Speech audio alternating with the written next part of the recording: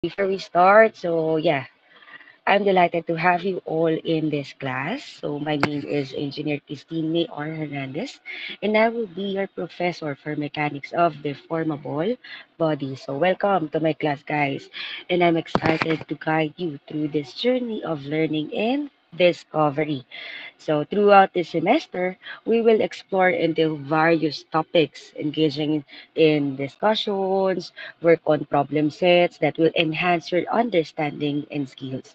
So my goal is to create an interactive and supportive learning environment where everyone feels encouraged to participate and share their ideas. Okay? So please feel free to reach out to me with any questions or may concerns kayo. So yon, you can also contact me via email. So I look forward to getting to know each of you and making this a rewarding and enjoyable experience for all of us. Okay? So yon, gagawin natin ng lahat para lahat kayo ay makapasa sa deform or mechanics of deformable bodies. Okay, so ma'am, baka yan ay madaming problem set ha. So, yun, expect nyo na medyo madami since try nating hilahin yung grades nyo agad. Agad-agad kaysa sa huli pa kayo lalapit na, ma'am, kasi nagkulang po, hindi po ako nakapag-aral, kulang pa po yung inaral ko. So, hilahin na natin agad from the very beginning. Okay? So, yan. Yan. So, bakit nga ba? So, importance of mechanics of deformable body. So, bakit nga ba natin pinag-aaralan ang deform? So, studying deformable bodies, also known as the mechanics of materials or strength of materials, is crucial for several reasons. So, una, safety and reliability. So, understanding how materials deform under various loads ensures that structures and components are designed to withstand these forces without failing. So, this is essential for the safety and reliability of buildings, bridges, vehicles, and machineries. Okay? So, kung hindi natin ito pag-aaralan, so nakasalalay na is yung safety. So, nabalitaan niyo ba yung may babagsak na, so hindi ko tanda kung anong building yun. So, biglang gumuho. Diba? Kasi hindi ayos or hindi ayos yung pagkakakompute ng mga loadings or stress. So, kaya yung safety yon na sira yung building. So, syempre ayaw natin mangyari yun. Diba? Second, material behavior. So it helps in predicting how different materials will behave under stress, strain, and temperature changes. So this knowledge is vital for selecting the right materials and maintaining safe operations.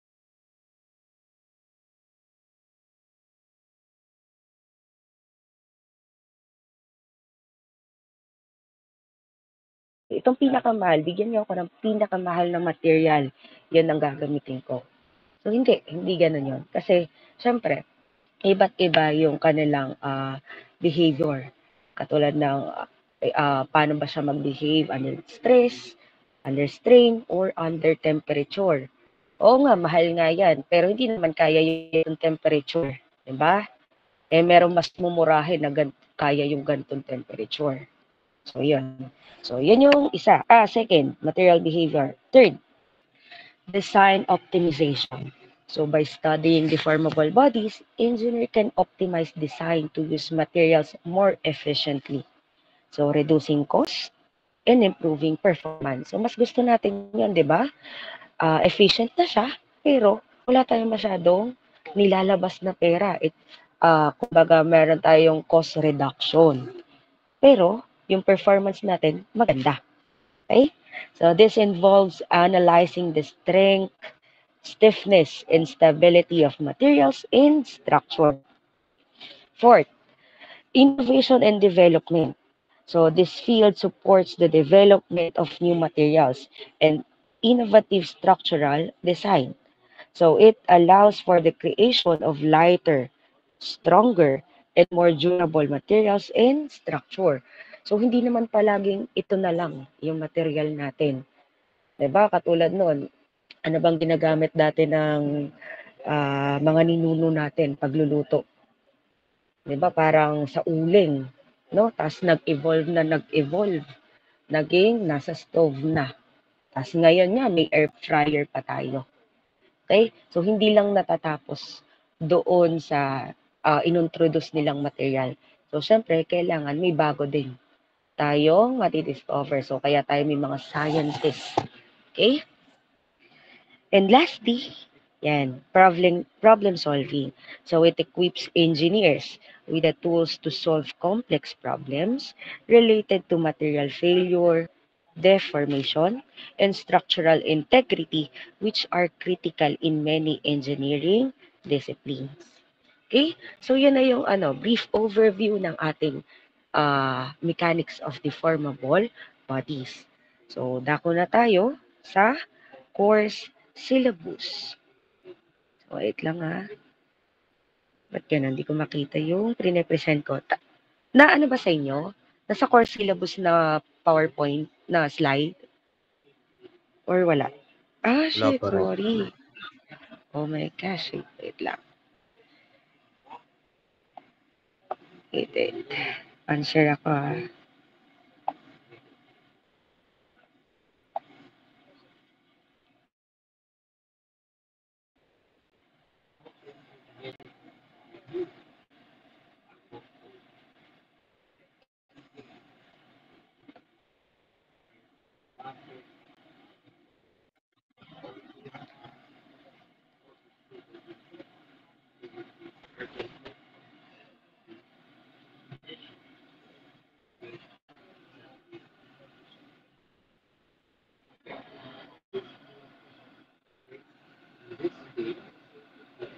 Okay, so naibo na ba? Aha, okay, yan, good. So yan, course syllabus na tayo. So, course title natin is Mechanics of Deformable Bodies. Course code is Engineering 418. So, ang prereq nito is Statics of Rigid Bodies. So, ang lecture hours natin is 3 hours. And the criteria for assessment, 25% problem sets, 25% quizzes, and 50% major examination. Okay, discuss muna natin yung discussion natin. So, students or yung lecture natin, students are required to attend the class regularly. So, active participation of the students during discussion is expected. So, ina-expect ko na magpa-participate kayo. Katulad halimbawa, pag may mga mentee, okay? Students are encouraged to prepare as they will be assessed through the discussions too. So students must engage with the course materials, serve reading textbooks and other assigned advanced readings. So next is problem solving. So minsan, magpapa-problem solving ako sa board. So within the discussion of every topic. So okay lang ha. Huwag kayong mahihiya na magsabi na, Ma'am, hindi ko masyadong nagets. Okay lang po yon. Ma'am, pwede pong patulong ako. So, halimbawa, for example, pag nagtawag ako, tas medyo, yan, so, medyo na ano ka na, hindi ko 'to masyado na-gets. So, okay lang, iga-guide kita. So, kaya nga nandito ako is to guide you lahat kung may hindi ka alam. Okay? So, a sample problem will be presented, analyzed, and solved by the instructor. Then afterwards, the students will be given another problem or sets of example problems which will be analyzed and solved in the class, applying the principles discussed. So students may be chosen to solve some of the problems, which will also serve as an assessment of the students' learning. So in terms naman ng ating major exam, so there will be two major examination to be conducted in Google Classroom. So the examination will cover the topics discussed for the given period, but may include some topics from the preceding period due to continuity of the concept. So during this time, student taking the examination should ensure that they have a stable, uninterrupted internet connection. Oh, sorry. This one is ano na, pwedeng yung quiz natin, it's depende kung mapapatapat siya sa online.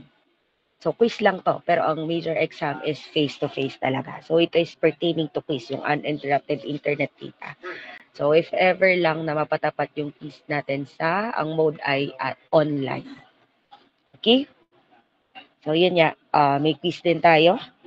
So, I think 2 quizzes will be given or to be conducted and will cover the topics discussed for the given period. Okay? So, yan, mga problem sets, activities, or set works. So, problem sets will be assigned to the students. So, this will help the students to fully understand the concept being discussed in the class. Though these are supposed to be done individual efforts, so students are still encouraged to discuss with others the problems and strategies to solve the problem. So yun ay pag mga problem set lang. For example, may mas madaling way si student A kaysa doon sa student B. So syempre, magtutulungan kayo. Okay? So wala ditong for me kasi ME and yan, ME. Sa ME kasi wala tayong micro, 'di ba? So, bigayan tayo lahat. Halimbawa, may nakuha kayong old test, 'di ba? Kalimitan naman ganun. Old test, ito yung dating exam ni ma'am. So, try natin. Okay? Bigyan niyo naman yung iba. Okay? I-try nyo na magbigay kasi baka may mas madaling way o mas tama yung kanilang way ng pagsasolve. Okay? So, yun. Nakadepende yan sa inyo. So, however, yung discussions must end as they write their solution. So, the work on the paper must be each student's work. So, all paper works must be submitted on time. Okay? Si ma'am hindi po though minsan nagpapa-extend naman ako kung kita kong medyo madami talaga yung binigay ko. Biruin mo, halimbawa, for example, 10 problems binigay ko, tapos ang i-allot ko lang time is 2 hours. So, syempre, kawawa naman kayo. Diba? Though dati kasi kami, parang 20 problems, then 1 hour lang ata. Tapos kailangan engineering lettering. Pero ngayon, syempre, sige, mag-adjust tayo. Since yon medyo naranasan ko yung hirap kung paano. So, adjust na lang natin. Okay? So, yan. Kailangan, if halimbawa, tatatlo lang naman problem. So, sige, 2 hours, 3 hours lang. Pwede na. Okay? So, any questions, clarifications sa course syllabus? Any questions ba? Okay. So, sige. Mag-proceed na ako sa chapter 1, ha?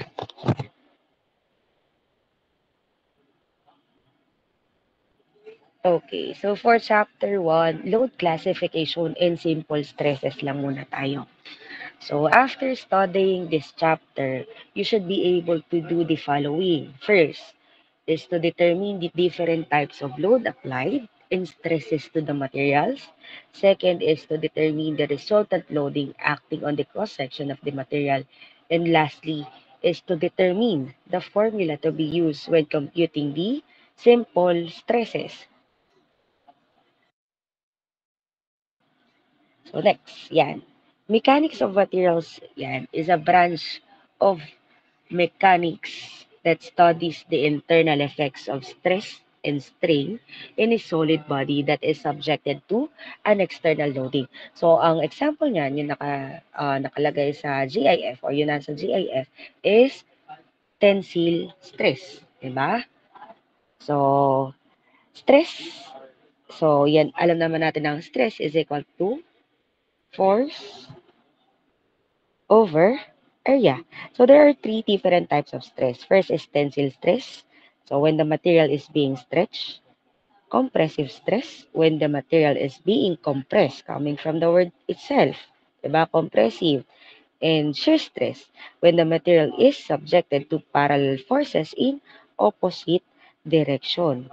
So pag sinabi namang strain, so strain is the measure of deformation representing the displacement between particles in the material body relative to a reference length. So kung kanina ang stress, meron tayong tensile, compressive, and shear, meron din tayong tensile strain. So pag yun ay when the material elongates, kumbaga ito na yung result, ang strain na yung result. So ang stress, ginawa mo is hinatak mo or in-stretch mo. So syempre magkakaroon, pag hinatak mo yun, hahaba, 'di ba? Mag-elongate. So yun yung tensile strain. Okay? So pag nag-exert ka ng compressive stress, so i-compress mo siya. So ngayon, anong tendency yung material natin? Isipin, imagine nyo, ang material natin ay magso-shorten or iikli, pero siya ay tataba, ba? And lastly, meron din tayong shear strain. So when the material distorts due to shear stress. So again, stress is associated with the strength of material from which the body is made, while strain is the measurement of the deformation of the body. Meaning, yung ginawa mong stress, ang result nun ay yung strain. Okay? Wait lang ha.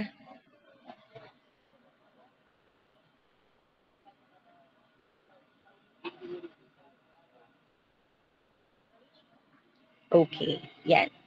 So ito yung equilibrium of deformable body. So external load, so yun yung body is subjected to only two types of external load. So ano ba yung two types ng ating external load? First ay yung ating surface forces and next one is yung ating body forces. Okay? So mag-proceed na ako dito. Surface forces. So when a surface forces acts on the surface of the material or structure. So ano bang example nito? So it includes friction, pressure, shear force that are applied over an area. So, ang application nito, so ang mga surface forces daw are typically distributed over a surface area. So, yun nga, such as pressure exerted by a fluid on the walls of a container or halimbawa naman ay frictional force between two sliding surface. Okay? So, ano ba ang two types? Ating, yan. Ito yung example ng surface or the concentrated force. So if this area is small in comparison with the total surface area, so katulad nito, ang haba ng beam natin, di ba? Tapos yung force natin is nandun lang, yung nasa point lang na yon. So ang tawag dyan ay concentrated force. So then yung surface force na to can be idealized as single concentrated force which is applied to a point on the body. So sa isang point lang ng ating beam. Okay? So ito beam. So concentrated force also known as point loads. Pwede din daw siyang tawaging point loads are forces that are applied at a single point on a structure. So, ano characteristic nitong ating concentrated force? So, ang location nito, so pwede siya kahit saan sa beam natin, basta nasa specific point lang siya, naka-point lang siya, rather than it is distributed over an area or volume. So, sa next slides, yun na, meron na tayong distributed load. So, dito nakafocus lang tayo sa concentrated force or ito yung point load. So, sa isang point lang siya ng ating beam. Okay? Or it is represented by a single value indicating the force strength. So, ang direction nito, it can act in any direction such as pwede daw siyang vertically, pwedeng horizontally, or pwedeng naka-angle. Okay?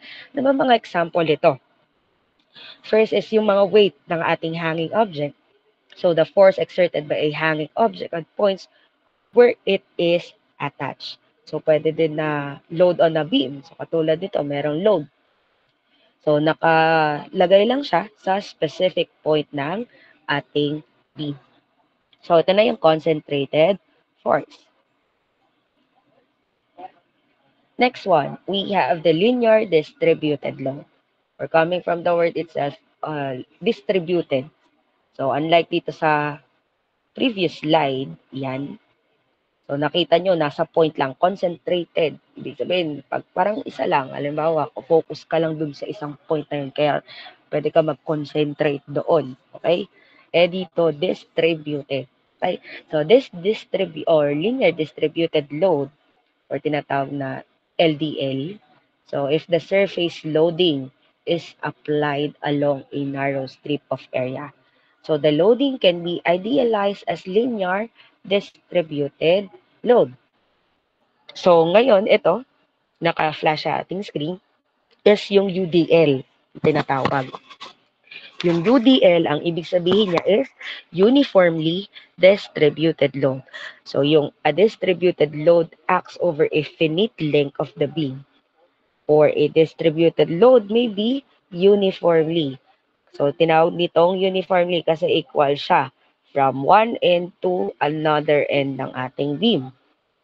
So, such loads are measured by their intensity, which is expressed by force per unit distance along the axis of the beam. So, yung UDL natin, or the uniformly distributed load, is a type of load that is spread evenly, okay, across a length of structural element. So, pag uniformly, evenly siya. So, equal from one point to another point. Again, recap. Yung concentrated load natin, yun ay tinatawag na point load. Isa lang.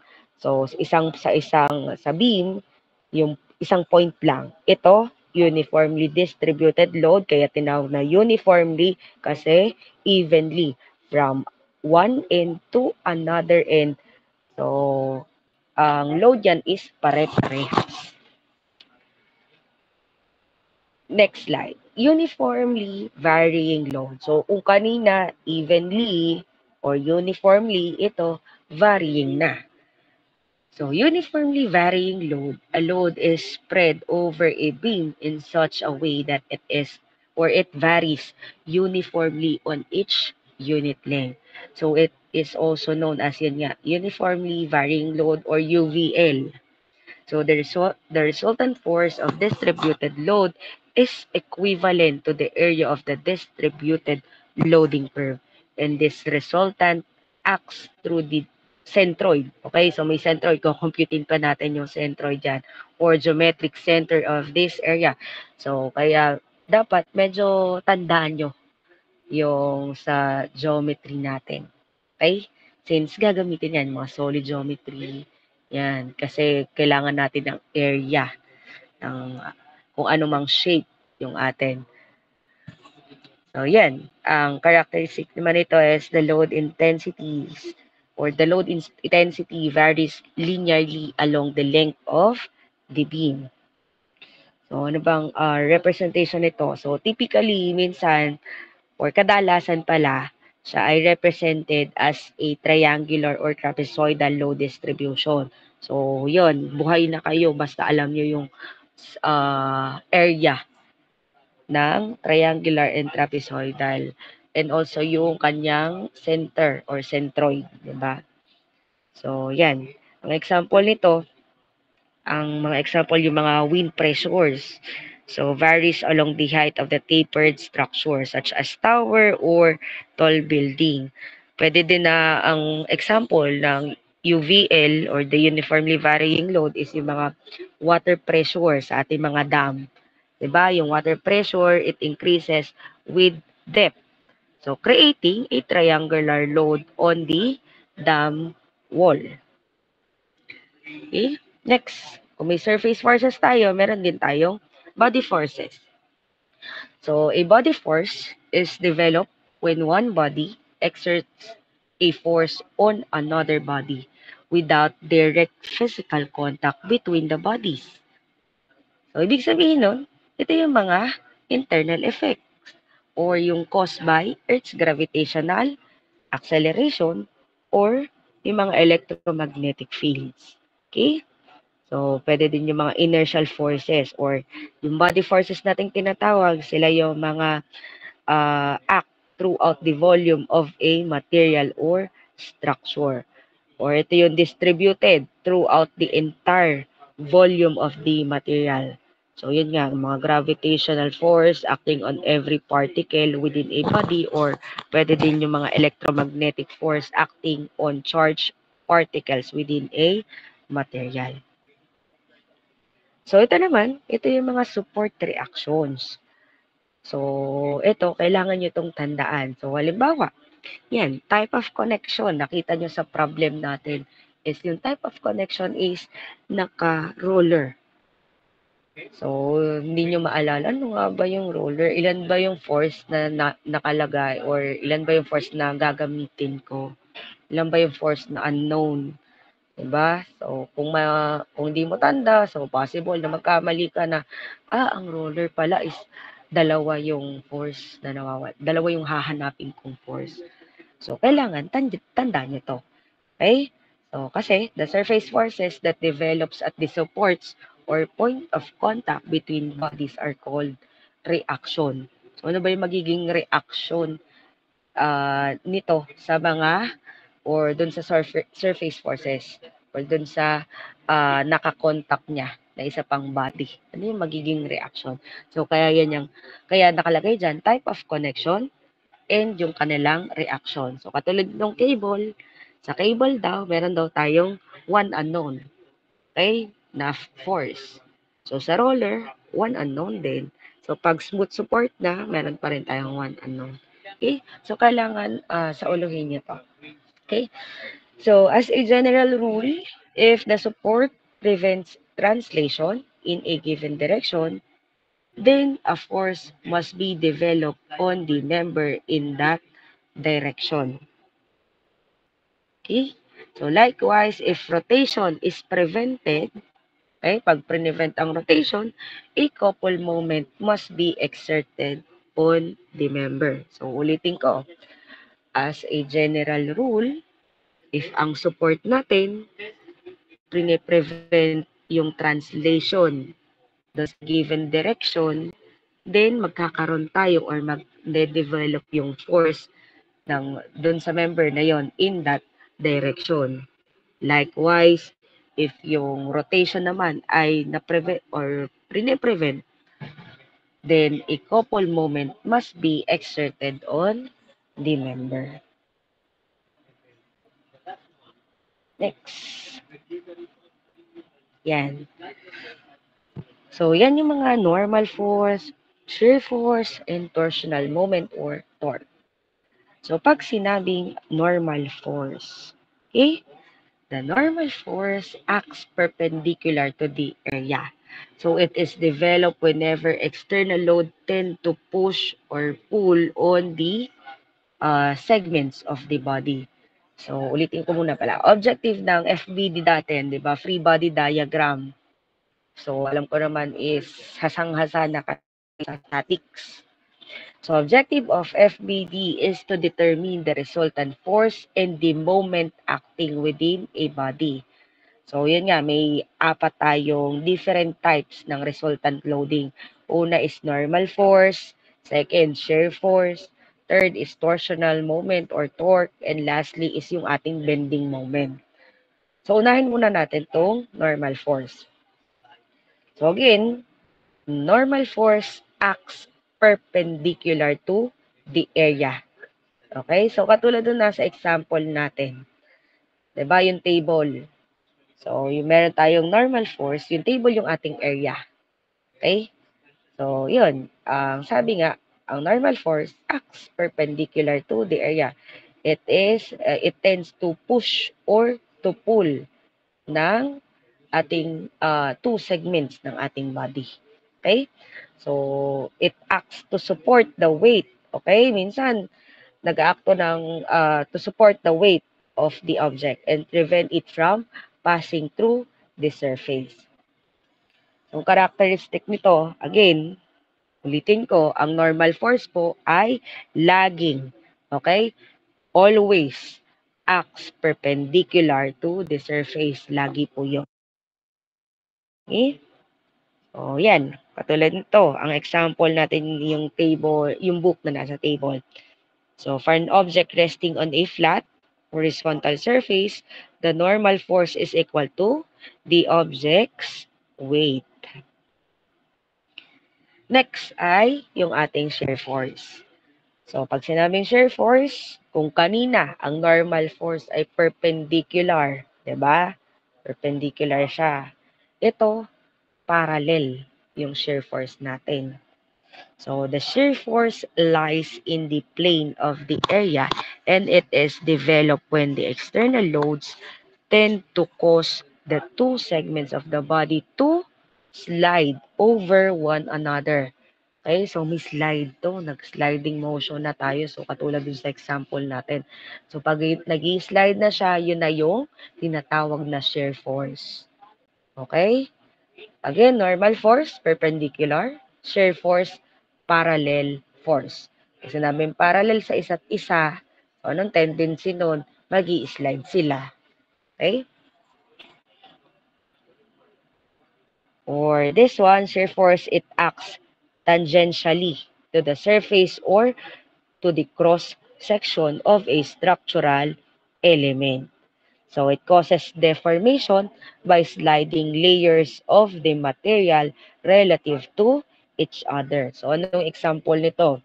Ang example nito is beam subjected to external loadings, shear force develop along the length of the beam, then these forces, so yun na yung responsible para sa internal sliding between adjacent layer. And again, isa pa, ito yung best example, yung mga scissors. Gunting natin, okay? When cutting with scissors, so the blades apply shear force to the material being cut. Okay? Causing it to shear along the cutting line. Okay? Next. Next ay si torsional moment or torque.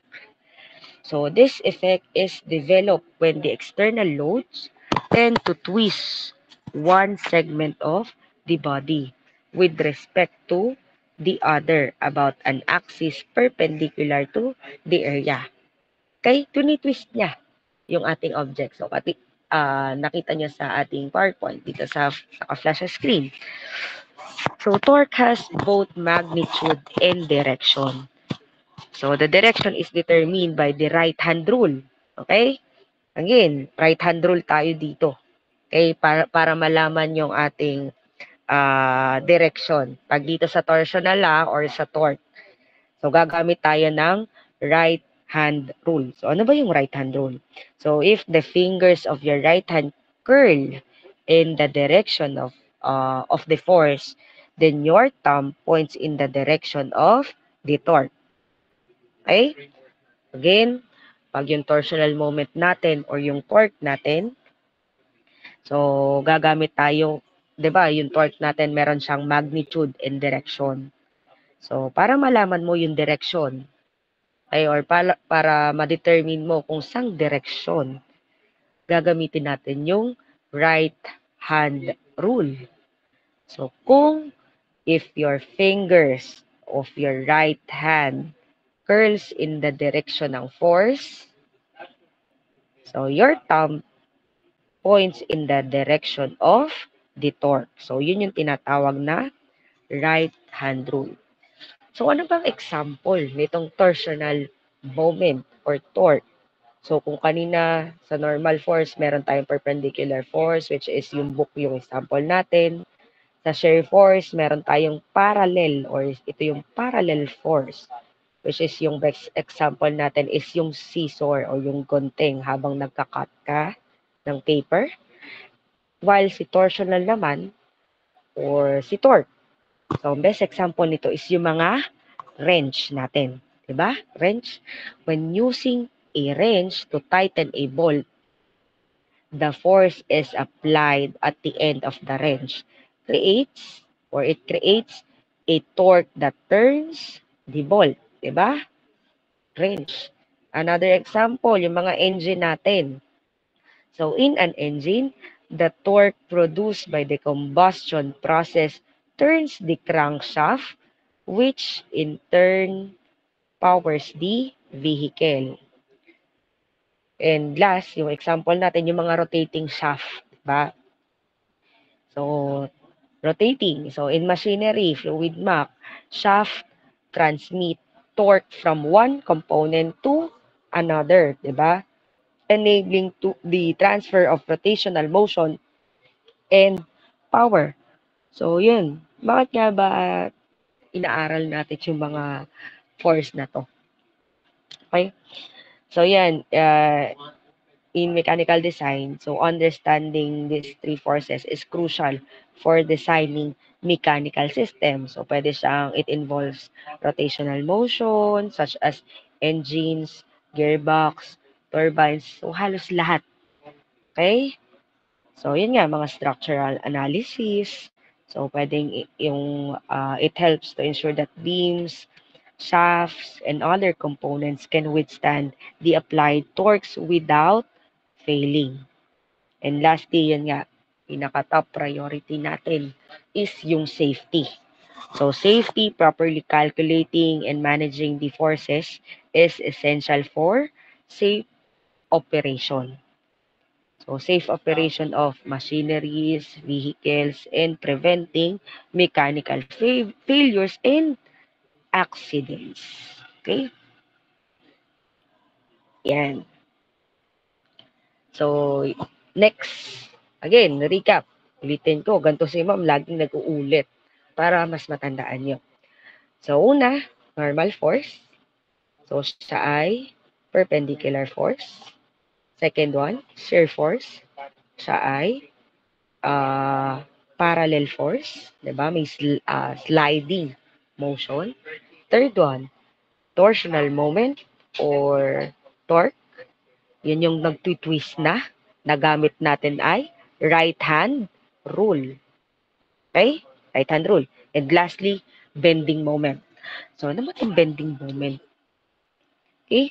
For bending moment, it is caused by the external loads. So, bending moments can cause the beam to bend in direction.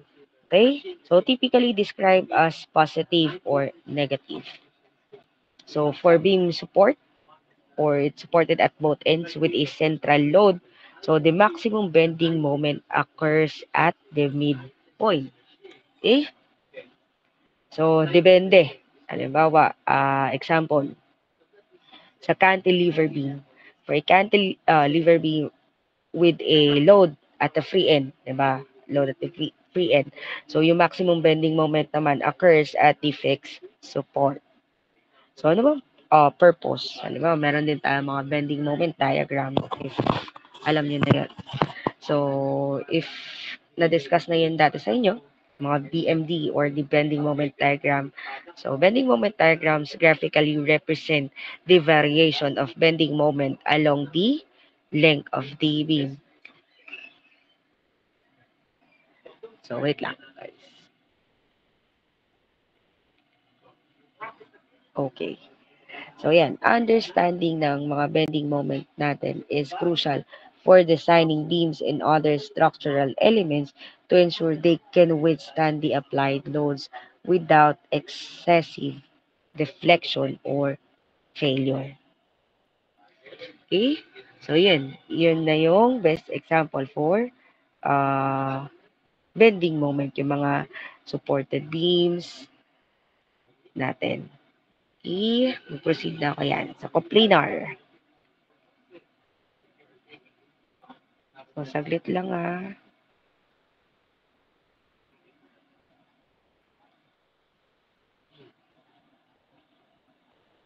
Okay. Yan. So, coplanar. So, if the body is subjected to a coplanar system of forces, then only normal force, shear force, and bending moments lang yung mag-exist. Again, if the body is subjected to a coplanar system of forces, then ang mag-exist lang ay yung tatlo. Normal force, shear force, and bending moments lang. So, ano ba yung procedure for analysis dito sa coplanar natin? Coplanar loadings.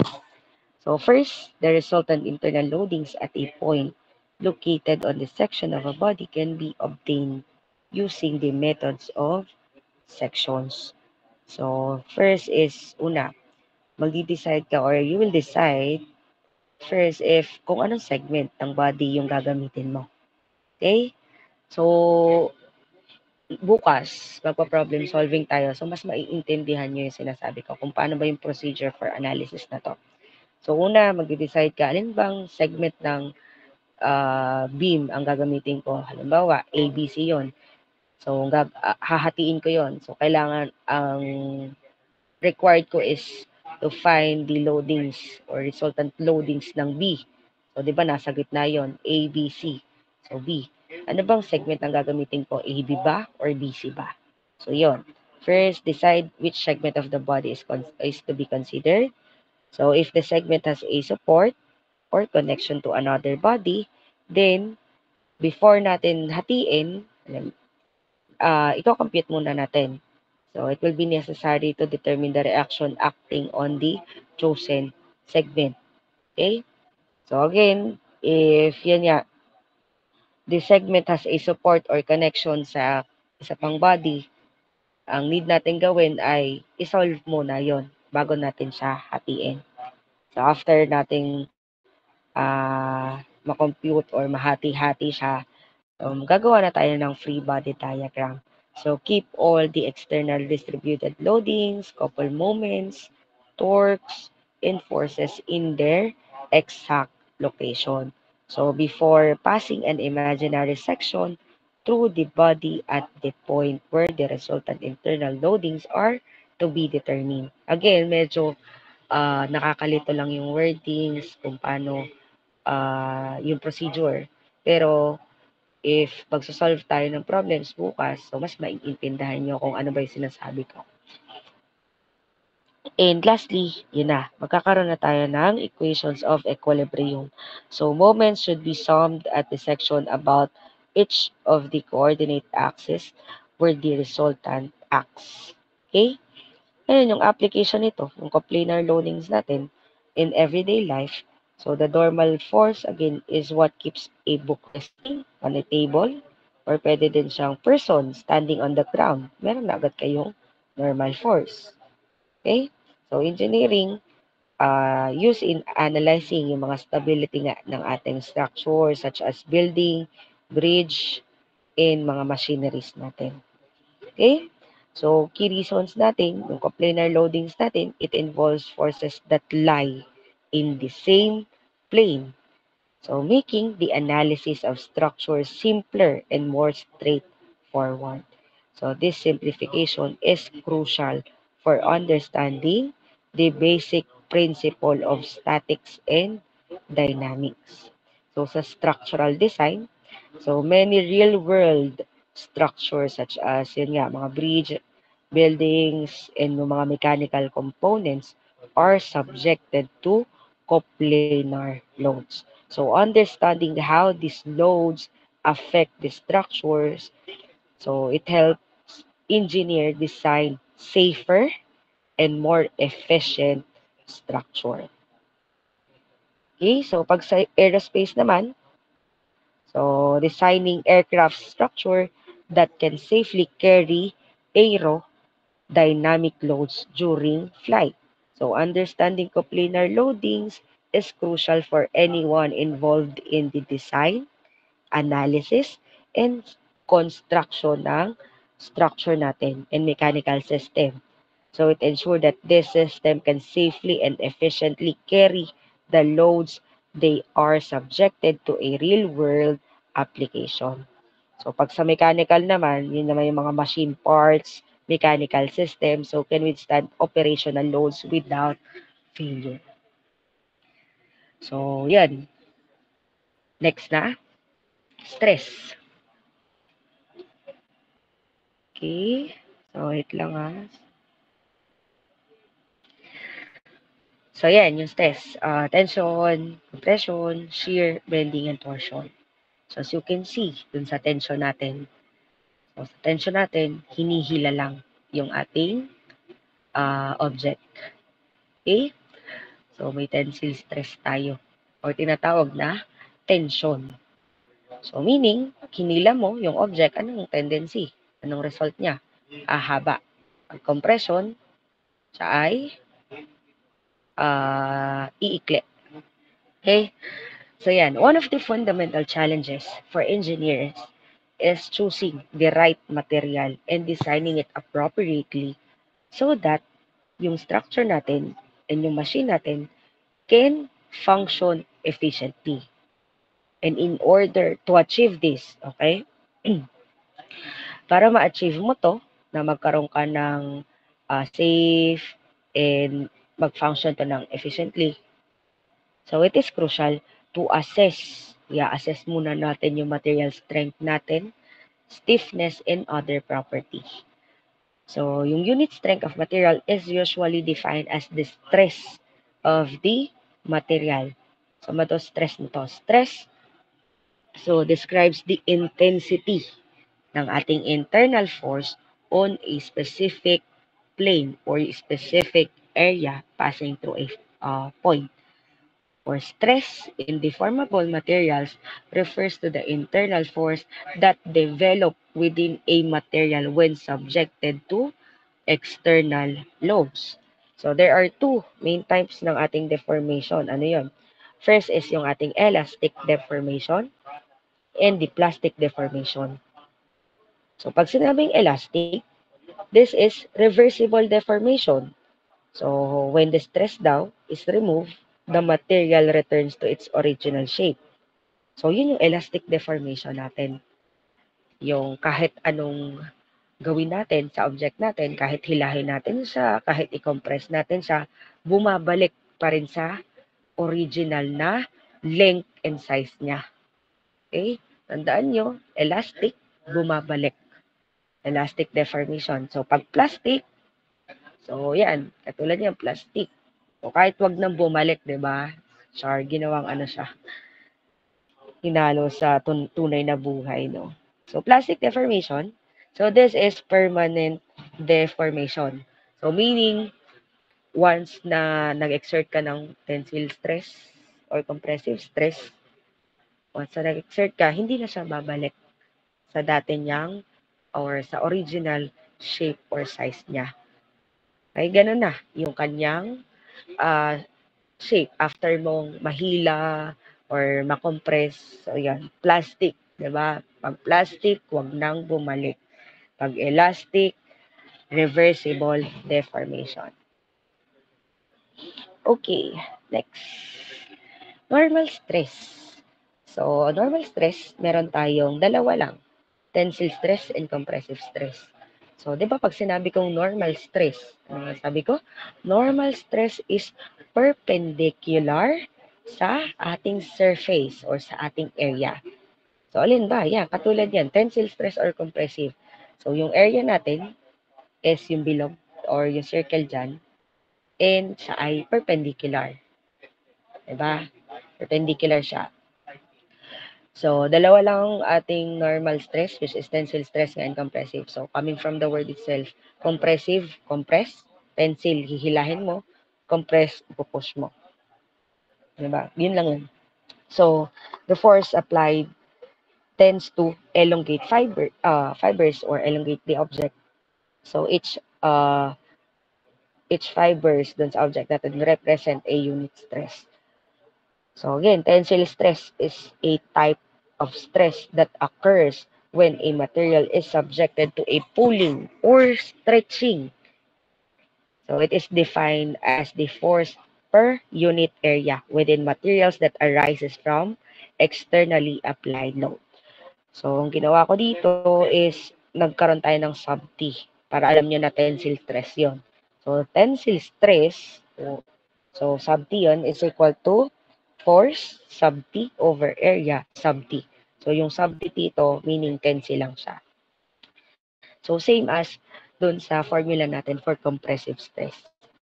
So, ginawan lang natin siyang sub C. C is for compressive.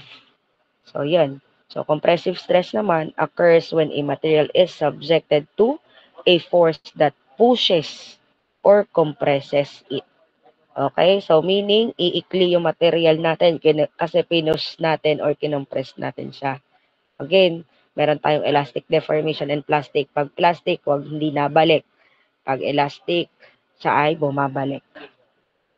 So, yun nga, compressive stress So this type of stress is defined then as the force per unit area acting on a material in a direction that tends to reduce its length. So kung sa tensile stress, pinapahaba natin, it elongates. While sa compressive stress, it reduce or ang goal natin is para ma-reduce ang length. Okay, so procedure for analysis ng ating na normal stress.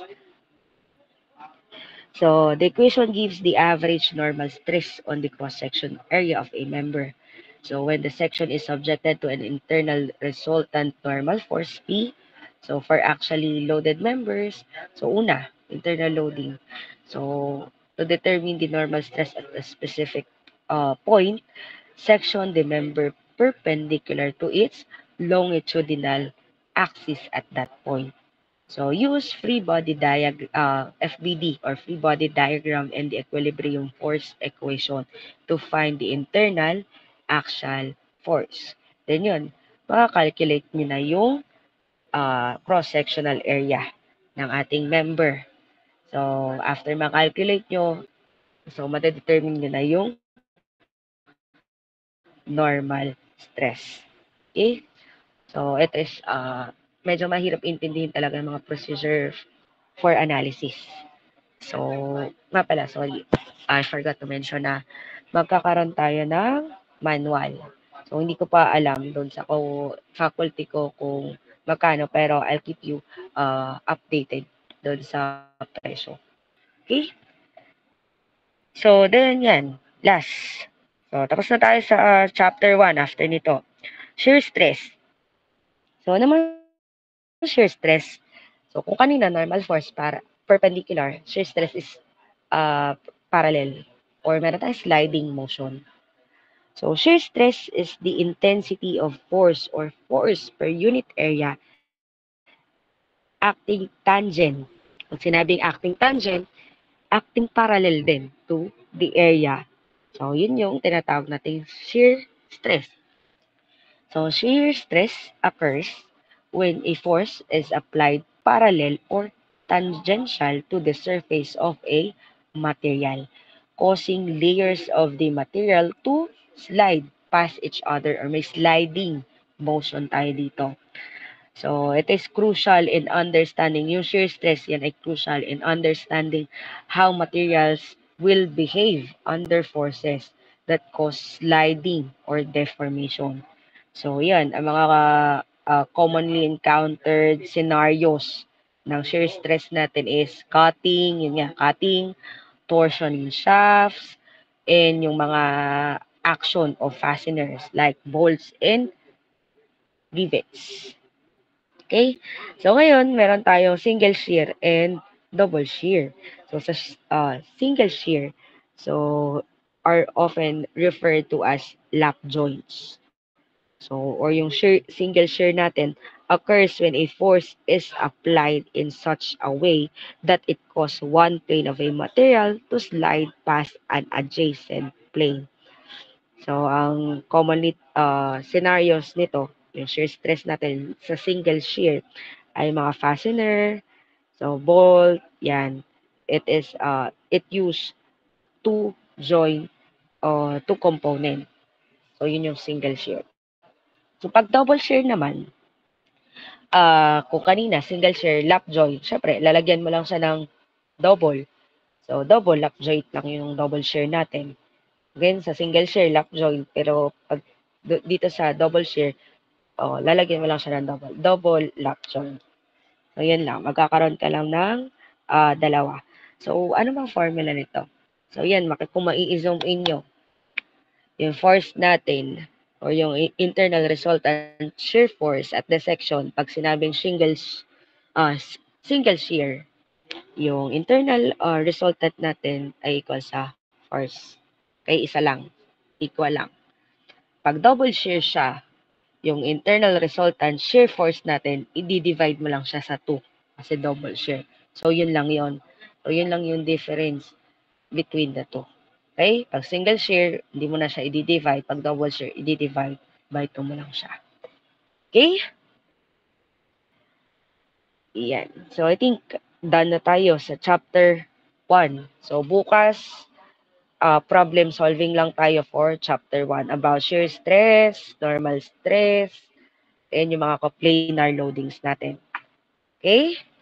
So, meron bang questions, clarifications?